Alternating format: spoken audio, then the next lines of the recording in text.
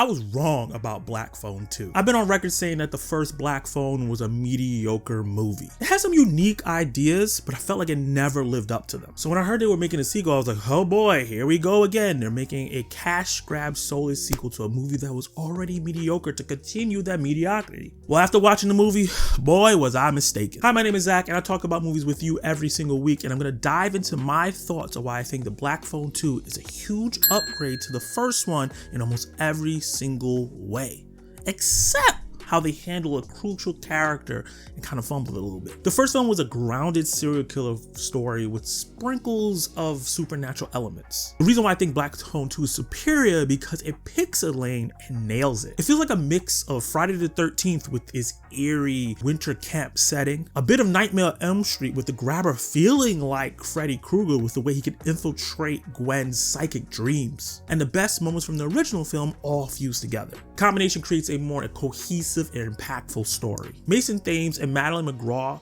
had great chemistry with each other in the first movie, but was separated for most of it. This time they're together for the majority of the film, and the movie benefits immensely from that. Their sibling bond, which is raw, emotional, and feels real, grounds the story emotionally and makes every scary moment hit even harder. Mace's Finney is struggling with the trauma of what happened to him in the first film.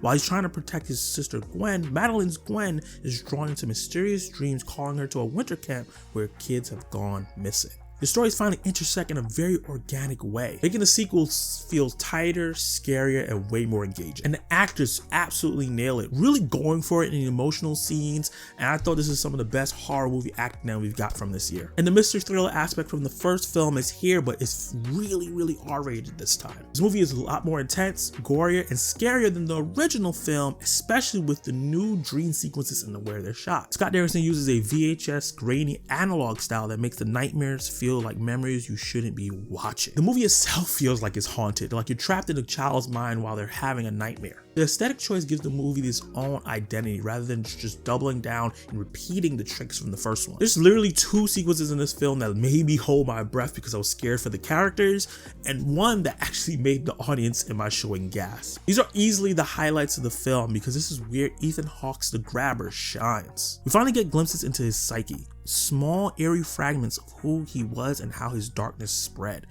and his brutality that was missing from the first one is taken up a notch. But here's the thing, this is where the film stumbles a bit. Earlier I mentioned the film mishandles a crucial character in the film, and that's the grabber himself. Derrickson teases more about him but never really fully commits to giving the character the time that he deserves. We get flashes of his past, flashes of him through the history of both these characters that are going through it, and it feels like if they spent a little bit more time there, this movie would have made this character feel even more terrifying. If we would have stuck into the tragedy that started all this, the movie would have made this character feel a little bit more fleshed out, but it's just stopped short. We see the monster throughout the movie, but not the man itself. The first film gave the grabber a unique, horrifying glee, a method to his madness. Here, he's in full revenge mode, and it makes the character a little bit less interesting. What the movie lacks in grabber screen time, it makes up with lore and world building. It ties up loose ends for the first film while also deepening the mythology of the characters and also tying all their dramatic moments from past things that's happened and making them grow.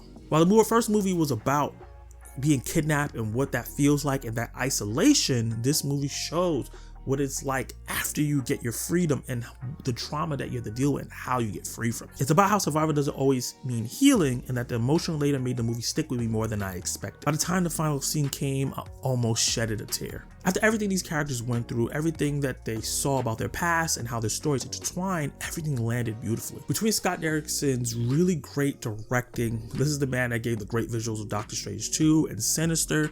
He really does a great job of mixing this VHS analog, which looks really great, but just outside of that, the movie looks fantastic as well. When you mix that with the performances from the main leads here, it's a very great mission that upgrades this franchise to another level. It's a perfect encapsulation of how the sequel blends emotion and horror, visually gripping yet deeply personal. The first Black Phone tried to be both a slow burn character study and a creepy horror flick, and it ended up being caught in between. Black Phone 2 embraces all the parts that I thought worked while dishing the stuff that didn't. A dark, emotional, supernatural thriller that's not afraid to have fun with its scares. Bloodier, bolder, and way more confident. So yeah, while it still frustrates me that this movie is not called The Black Phone 2 to stay consistent with the first film, which was called The Black Phone, this was a needed sequel that's a big upgrade despite that didn't handle The Grabber in the best way. It upgrades nearly every aspect of the original, the pacing, the emotion, the tension, and the visual style, and had me clamoring for a third entry, which is a massive turnaround considering I never really wanted to watch the first one ever again. With that said, I'm giving Black Phone 2 a B. Not a perfect film, but a film that's worthy sequel to watch in theaters. And the question of the day is, what is your favorite horror sequel that improved on the original film? Drop your comments down below and let me know. And you can watch one of my reviews, live streams, and everything else in between right now.